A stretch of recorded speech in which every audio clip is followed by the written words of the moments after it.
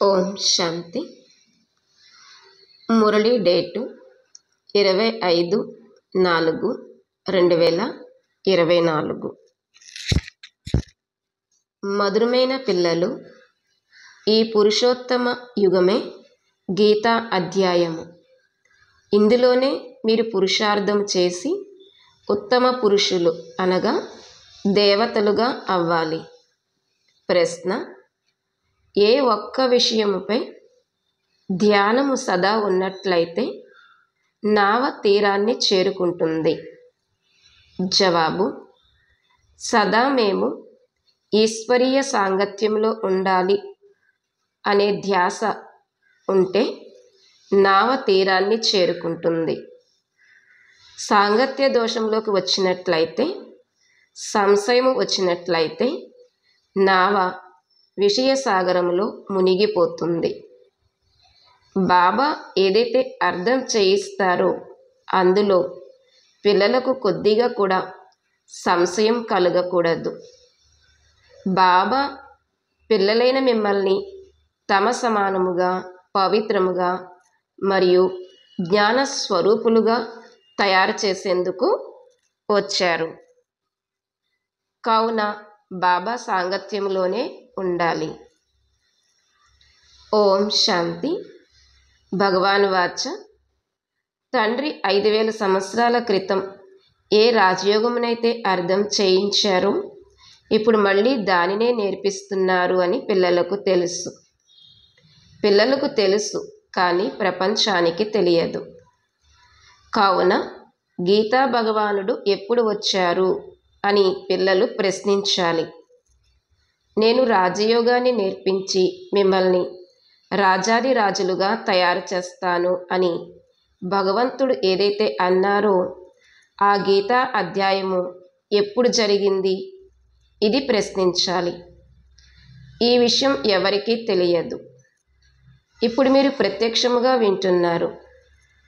కలియుగాంతము మరియు సత్యుగ ఆది మధ్యలోనే గీతా అధ్యాయము జరగాలి.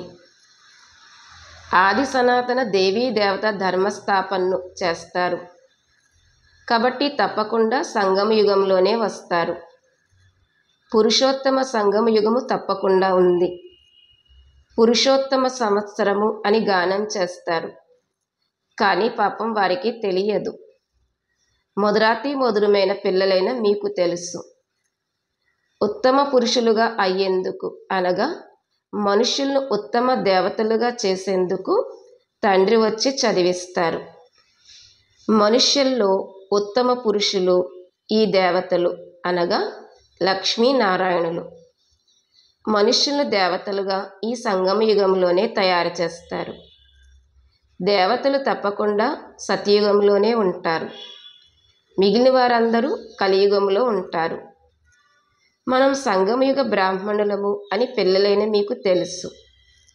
దీనిని పక్కాగా గుర్తుంచుకోవాలి. నిజానికి తమ కులాన్ని ఎవరూ మర్చిపోరు, కానీ ఇక్కడ మాయ మరిపింపజేస్తుంది. మనం బ్రాహ్మణ కులానికి చెందిన వారము, మళ్ళీ దేవతా కులానికి చెందిన వారిగా అవుతాము. ఇది గుర్తున్నట్లయితే ఎంతో సంతోషం ఉంటుంది. మీరు రాజయోగాన్ని చదువుతారు.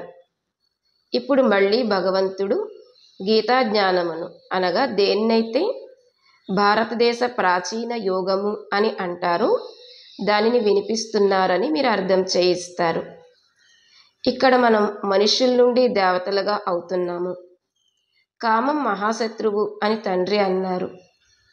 దీనిపై విజయాన్ని పొందడం ద్వారా మీరు జగజ్జీతులుగా అవుతారు.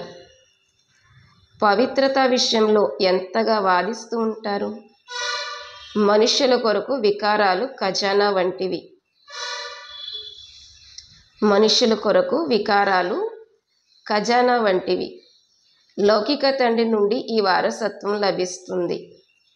వివాహం చేసుకుని నాశనం చేసుకుంటారు. మరియు అనంతమైన తండ్రి కామం మహాశత్రువు అని అంటున్నప్పుడు మరి తప్పకుండా కామాన్ని జయించడం ద్వారానే జగజ్జీతులుగా అవుతారు కదా. తండ్రి తప్పకుండా సంగమ సమయంలోనే వచ్చి ఉంటారు. మహాభారీ భారత యుద్ధం కూడా ఉంది. మనం కూడా ఇక్కడ తప్పకుండా ఉన్నాము. అందరూ వెంటనే కామంపై విజయాన్ని పొందుతారని కూడా కాదు. ప్రతి విషయంలోనూ సమయం పడుతుంది. బాబా, మేము విషయ వైతరిణి నదిలో పడిపోయాము అనే ఈ ముఖ్యమైన విషయాన్నే వ్రాస్తారు. మరి తప్పకుండా ఏదో ఆర్డినెన్స్ ఉంది కదా. కామాన్ని జయించడం ద్వారా మీరు జగజ్జీతులుగా అవుతారు అని తండ్రి ఆజ్ఞ ఉంది. జగజ్జీతులుగా అయి మళ్ళీ వికారాల్లోకి వెళ్తారని కాదు. ఈ లక్ష్మీనారాయణలే జగజ్జీతులు. వీరిని సంపూర్ణ నిర్వీకారులు అని అంటారు. దేవతలను అందరూ నిర్వీకారులు అని అంటారు. దాన్ని మీరు రామరాజ్యము అని అంటారు. అది నిర్వీకార ప్రపంచము, ఇది వికారీ ప్రపంచము. అపవిత్ర గృహస్థ ఆశ్రమము. మీరు పవిత్ర గృహస్థ ఆశ్రమానికి చెందినవారిగా ఉండేవారు అని బాబా అర్థం చేయించారు. ఇప్పుడు 84 జన్మలను తీసుకుంటూ అపవిత్రులుగా అయ్యారు. ఇది 84 జన్మల కథయే. కొత్త ప్రపంచం తప్పకుండా ఈ విధంగా నిర్వీకారిగా ఉండాలి కదా. భగవంతుడు ఎవరైతే పవిత్రతా సాగరుడో అతడే స్థాపన చేస్తాడు.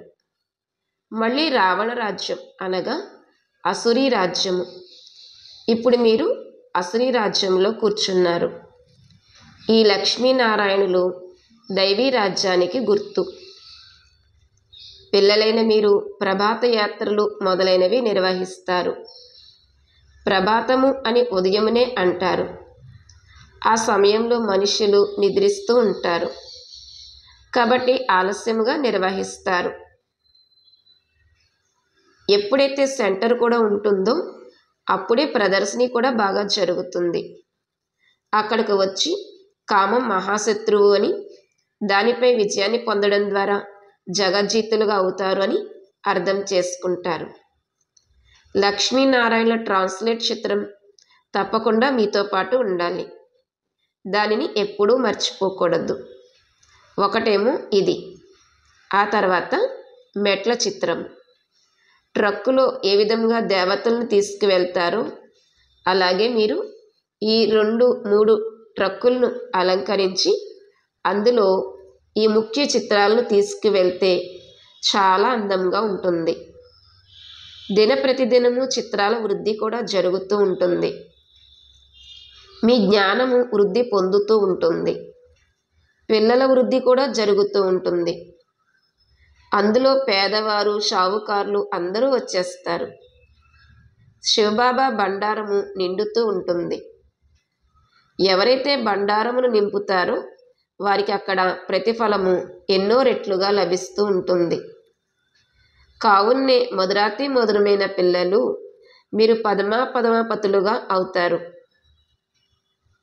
బాబా అంటున్నారు, మీరు పదమాపతులుగా అవుతారు.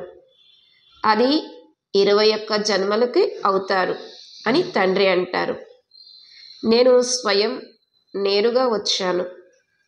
మీకోసం అరిచేతిలో వైకుంఠాన్ని తీసుకువచ్చాను. కొడుకు పుట్టినప్పుడు తండ్రి వారసత్వము అతడి అరిచేతిలోనే ఉంటుంది. ఈ ఇల్లు, వాకిళ్ళు మొదలైనవన్నీ మీవేనని బాబా అంటారు. అనంతమైన తండ్రి కూడా మీరు నావారిగా అవుతారు కాబట్టి స్వర్గరాజ్యాధికారము మీకు 21 జన్మలు లభిస్తుంది అని అంటారు. ఎందుకంటే మీరు మృత్యుపై విజయాన్ని పొందుతారు. కాబట్టే తండ్రిని మహాకాలుడు అని అంటారు. మహాకాలుడు అంటే చంపేవాడు కాదు, అతడి మహిమను చేయటం జరుగుతుంది. భగవంతుడు యమదూతలను పంపించి పిలిపించుకున్నాడు అని భావిస్తారు. కానీ అటువంటి విషయం ఏదీ లేదు. ఇవన్నీ భక్తి మార్గ విషయాలు. నేను మహాకాలుడును అని బాబా అంటారు. కొండల్లో ఉండేవారు మహాకాలుడిని ఎంతగానో విశ్వసిస్తారు. మహాకాలుడి మందిరాలు కూడా ఉన్నాయి. అక్కడ ఇలా జెండాలు పెట్టేస్తారు. బాబా పిల్లలకు అర్థం చేయిస్తారు. ఇది సత్యమైన విషయమేనని మీరు కూడా అర్థం చేసుకున్నారు. తండ్రిని స్మృతి చేయటం ద్వారానే జన్మ జన్మాంతరాల వికర్మలు భస్మమవుతాయి. కావున దాని ప్రచారమును చెయ్యాలి. కుంభమేళా మొదలైనవి ఎన్నో జరుగుతాయి. స్నానం చేసే మహత్వమును కూడా తెలియచేస్తారు. ఇప్పుడు పిల్లలైన మీకు ఈ జ్ఞానామృతం 5000 సంవత్సరాల తర్వాత లభిస్తుంది. నిజానికి దీనికి అమృతము అన్న పేరు లేదు. ఇది చదువు. ఇవన్నీ భక్తి మార్గపు పేర్లు. అమృతము అనే పేరును విని చిత్రాల్లో నీటిని చూపించారు. నేను మీకు రాజయోగాన్ని నేర్పుతాను అని బాబా అంటారు. చదువు ద్వారానే ఉన్నతమైన పదవి లభిస్తుంది. అది కూడా నేనే చదివిస్తాను. భగవంతుని అలంకరింపబడిన ఇటువంటి రూపమేమీ లేదు. ఇక్కడైతే తండ్రి ఇతరులోకి వచ్చి చదివిస్తారు. వారు చదివించి ఆత్మల్ని తమ సమానముగా తయారు చేస్తారు. తమ సమానముగా చేసేందుకు లక్ష్మీనారాయణులైతే లేరు కదా. ఆత్మయే చదువుతుంది. తనని వారు తన సమానంగా జ్ఞానస్వరూపునుగా తయారు చేస్తారు. అంతేకాని భగవాన్ భగవతిగా తయారు చేస్తారని కాదు. వారైతే కృష్ణుణ్ణి చూపించారు. అతడు ఎలా చదివిస్తాడు? సతయుగంలో పతితులైతే ఉండరు కదా. కృష్ణుడు సతయుగంలోనే ఉంటాడు. మీరు మళ్ళీ కృష్ణుణ్ణి ఎప్పుడూ చూడరు. డ్రామాలో ప్రతి ఒక్కరి పునర్జన్మల చిత్రము పూర్తిగా అతీతముగా ఉంటుంది. ఇది ప్రకృతి సిద్ధమైన డ్రామా. ఇది రచింపబడి ఉంది. మీరు ఖచ్చితముగా ఇదే పోలికలతో, ఇటువంటి వస్త్రాలతో, ఇదే విధముగా కల్పకల్పము చదువుతూ వస్తారు. ఖచ్చితముగా పునరావృతం అవుతుంది కదా. ఆత్మ ఒక శరీరాన్ని వదిలి మళ్ళీ ఇంకొక శరీరాన్ని కల్పపూర్వం తీసుకున్నట్లుగా తీసుకుంటుంది. డ్రామాలో ఎటువంటి తేడా ఏర్పడదు. అవన్నీ హద్దులోని విషయాలు. ఇవి అనంతమైన విషయాలు. వీటిని అనంతమైన తండ్రి తప్ప ఇంకెవ్వరూ అర్థం చేయించలేరు. ఇందులో ఎటువంటి సంశయము ఉండజాలదు. నిశ్చయబుద్ధి కలవారిగా అయ్యి మళ్ళీ ఏదో ఒక సంశయంలోకి వచ్చేస్తారు. సాంగత్యం అంటుకుంటుంది. ఈశ్వరీయ సాంగత్యంలో నడుస్తూ ఉన్నట్లయితే ఆవలి తీరాన్ని చేరుకుంటారు. సాంగత్యాన్ని వదిలినట్లయితే విషయసాగరంలో మునిగిపోతారు. ఒకవైపు క్షీరసాగరము, ఇంకొక వైపు విషయసాగరము. జ్ఞానామృతము అని కూడా అంటారు. తండ్రి జ్ఞానసాగరుడు. వారి మహిమ కూడా ఉంది. వారి మహిమ ఏదైతే ఉందో దానిని లక్ష్మీనారాయణులకు ఇవ్వజాలరు. కృష్ణుడు జ్ఞానసాగరుడేమీ కాదు. తండ్రి పవిత్రతా సాగరుడు. ఆ దేవతలు సత్య త్రేతాయుగాల్లో పవిత్రంగా ఉన్నా కానీ వారు ఎల్లప్పుడూ అలా ఉండరు. మళ్ళీ అర్ధకల్పం తర్వాత పడిపోతారు. నేను వచ్చి అందరి సద్గతిని చేస్తాను అని తండ్రి అంటారు. ఇప్పుడు పిల్లలైన మీరు సమ్ముఖముగా కూర్చున్నారు. మీరు కూడా శివ్ బాబా ద్వారా చదువుకుని టీచర్గా అయ్యారు. ముఖ్యమైన ప్రిన్సిపల్ వారే. ముఖ్యమైన ప్రిన్సిపాల్ వారే. మీరు వారి వద్దకే వస్తారు. మేము శివ్ బాబా వద్దకు వచ్చాము అని అంటారు. అరే, తాను నిరాకారుడు కదా. అవును, వారు ఇతడి తనువులోకే వస్తారు.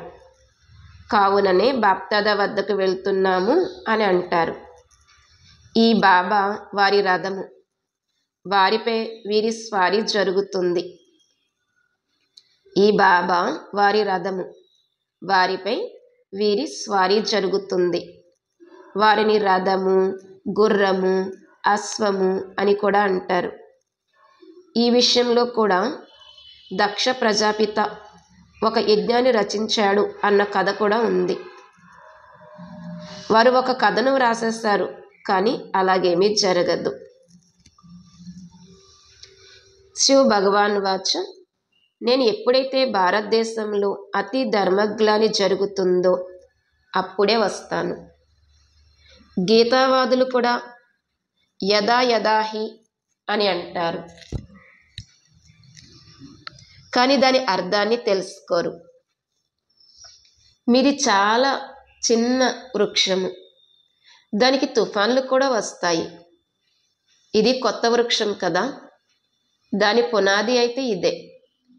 ఇన్ని అనేక ధర్మాల మధ్యలో ఒక్క సనాతన ధర్మపు అంటును కడతారు. ఎంతగా కష్టపడతారు. ఇతరులకు అంత కష్టం అనిపించదు. వారు పైనుండి వస్తూ ఉంటారు. ఇక్కడైతే ఎవరైతే సత్య త్రేతయుగాల్లో వస్తారో వారి ఆత్మలే కూర్చుని చదువుతాయి. ఎవరైతే పతితులుగా ఉన్నారో వారిని పావన దేవతలుగా తయారు చేసేందుకు తండ్రి కూర్చుని చదివిస్తారు. గీతనైతే ఇతడు కూడా ఎంతగానో చదివేవాడు. ఆత్మలను స్మృతి చేసి పాపాలు తొలగిపోయేందుకు ఇక్కడ దృష్టి ఇవ్వటం జరుగుతుంది. భక్తి మార్గంలో అందుకు బదులుగా గీత ముందు జలమును ఉంచి కూర్చుని చదువుతారు. దాని ద్వారా పితృల ఉద్ధరణ జరుగుతుంది అని భావిస్తారు. అందుకోసం పితృలను తలుచుకుంటూ ఉంటారు. భక్తిలో గీత మహిమ ఎంతో ఉంది. అరే బాబా ఏమైనా తక్కువ భక్తి చేశారా? రామాయణము మొదలైనవన్నీ చదివేవారు. వారికి ఎంతో సంతోషం కలిగేది. అదంతా గతించిపోయింది. గతించిన దాన్ని చింతించకండి, బుద్ధి నుండి అంతా తొలగించి వేయండి అని ఇప్పుడు తండ్రి అంటారు. తండ్రి స్థాపన, వినాశనము మరియు రాజధానుల సాక్షాత్కారమును చేయించారు. కావున అది పక్కా అయిపోయింది. ఇదంతా అంతమవనున్నది అని తెలియదు. ఇదంతా ఉంటుందేమోనని బాబా భావించారు. అందులో పెద్ద ఆలస్యమేమీ లేదు. నేను వెళ్ళి ఫలానా రాజుగా అవుతాను అంటూ బాబా ఏమేమో ఆలోచించేవారు. బాబా ప్రవేశించడం ఎలా జరిగిందో పిల్లలైన మీకు తెలుసు. ఈ విషయాలు మనుషులకు తెలియవు. బ్రహ్మ, విష్ణు, శంకర్ల పేరును ప్రస్తావిస్తారు. కానీ ఈ ముగ్గురులోనూ భగవంతుడు ఎవరిలోకి ప్రవేశిస్తారో దాని అర్థమును వారు తెలుసుకోరు. వారైతే విష్ణువు అని అంటారు, కానీ అతడు దేవత. అతడు ఎలా చదివిస్తాడు? నేను ఇతరులోకి ప్రవేశిస్తాను అని స్వయంగా బాబాయే తెలియజేస్తారు. కావుననే బ్రహ్మ ద్వారా స్థాపన అనేది చూపించారు. అది పాలన మరియు ఇది వినాశనము. ఇవి బాగా అర్థం చేసుకోవలసిన విషయాలు. భగవాన్ వాచ, నేను మీకు రాజయోగాన్ని నేర్పిస్తాను.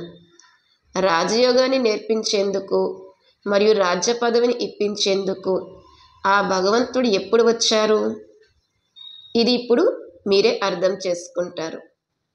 84 జన్మల రహస్యాన్ని కూడా అర్థం చేయించారు. పూజ్యులు, పూజారుల యొక్క విషయాన్ని కూడా అర్థం చేయించారు. విశ్వంలో శాంతి రాజ్యము ఈ లక్ష్మీనారాయణలకే ఉండేది కదా, దానిని మొత్తం ప్రపంచమంతా కోరుకుంటుంది. లక్ష్మీనారాయణ రాజ్యం ఉన్నప్పుడు ఆ సమయంలో అందరూ శాంతిధామంలో ఉండేవారు.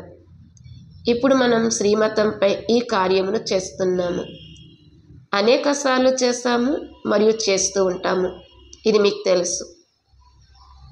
కోట్లాది మందిలో ఏ ఒక్కరూ వెలువడతారు. దేవీ దేవతా ధర్మం వారికే ఇది టచ్ అవుతుంది. దేవీ దేవతా ధర్మం వారికే ఇది టచ్ అవుతుంది. ఇది భారతదేశ విషయమే. ఈ కులానికి చెందిన వారు ఎవరైతే ఉంటారో వారు వస్తారు మరియు వస్తూనే ఉంటారు. బాబా అంటున్నారు, ఈ కులానికి చెందిన వారు ఎవరైతే ఉంటారో వారు వస్తున్నారు మరియు వస్తూనే ఉంటారు. ఎవరైతే బాగా చదువుతారో వారు మంచి పదవిని పొందుతారు. ముఖ్యమైనవి జ్ఞానయోగాలు. యోగం లేకుండా జ్ఞానం ఎలా లభిస్తుంది? పవర్ హౌస్తో యోగం కూడా ఉండాలి. యోగము ద్వారా వికర్మలు వినాశనం అవుతాయి మరియు ఆరోగ్యవంతముగా సుసంపన్నంగా అవుతారు. పాస్ విత్ ఆనర్లుగా కూడా అవుతారు. అచ్చా, మధురాతి మధురమైన ఆత్మీక పిల్లలకు మాతాపిత బాప్దాదాల ప్రియ స్మృతులు మరియు గుడ్ మార్నింగ్. ఆత్మీక పిల్లలకు ఆత్మీక తండ్రి నమస్తే. ఆత్మీక తండ్రికి ఆత్మీక పిల్లల యొక్క ప్రియ స్మృతులు, గుడ్ మార్నింగ్ మరియు నమస్తే. ధారణ కొరకు ముఖ్య సారము. మొదటి పాయింట్, ఏ విషయమైతే గతించిపోయిందో దాని గురించి చింతించకూడదు. ఇప్పటి వరకు ఏదైతే చదువుకున్నారో దానిని మర్చిపోవాలి. ఒక్క తండ్రి నుండే వినాలి మరియు మీ బ్రాహ్మణ కులమును సదా గుర్తుంచుకోవాలి. రెండో పాయింట్, పూర్తి నిశ్చయబుద్ధులుగా ఉండాలి. ఏ విషయంలోనూ సంశయాన్ని ఉత్పన్నం చేయకూడదు. ఈశ్వరీయ సాంగత్యమును మరియు చదువును ఎప్పుడూ వదలకూడదు. వరదానము. ఆత్మీక ప్రియుని ఆకర్షణలో ఆకర్షితులై శ్రమ నుండి ముక్తులయ్యే ఆత్మీక ప్రియాభవ. వరదానం యొక్క వివరణ. ప్రియుడు తన నిమగ్నమైపోయిన ప్రియతమలను చూసి హర్షితులవుతారు. ఆత్మిక ఆకర్షణకు ఆకర్షితులై తమ సత్యమైన ప్రియుడిని తెలుసుకున్నారు, పొందారు, యథార్థ గమ్యమునకు చేరుకున్నారు. ఎప్పుడైతే ఇటువంటి ప్రియతమ ఆత్మలు ఈ ప్రేమ రేఖ లోపలికి చేరుకుంటారో అప్పుడు అనేక రకాల శ్రమ నుండి విముక్తులైపోతారు. బాబా అంటున్నారు, ఎప్పుడైతే ఇలాంటి ప్రియతమ ఆత్మలు ఈ ప్రేమ రేఖ లోపలికి చేరుకుంటారో అప్పుడు అనేక రకాల శ్రమల నుండి విముక్తులైపోతారు అని అంటున్నారు. ఎందుకంటే ఇక్కడ జ్ఞానసాగరుని స్నేహపు అలలు, శక్తి అలలు సదాకాలికముగా రిఫ్రెష్గా చేసేస్తాయి. ఇది మనోరంజనతో కూడిన విశేష స్థానము. కలుసుకునే ఈ స్థానము ప్రియతమలైన మీ కొరకు ప్రియుడు తయారు చేస్తారు. స్లోగన్. ఏకాంతవాసులుగా అవ్వడంతో పాటు ఏకనామిగా మరియు ఎకానమీ కలవారిగా అవ్వండి. ఓం శాంతి.